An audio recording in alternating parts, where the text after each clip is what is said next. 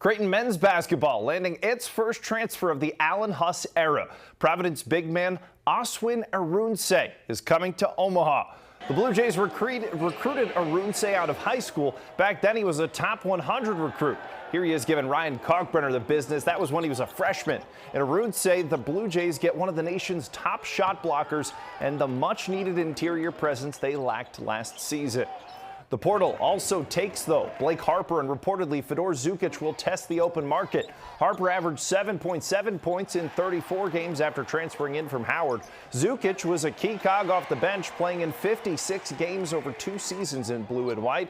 In total, 5 Creighton players are planning their exit from the Hilltop since the transfer portal opened late Monday night.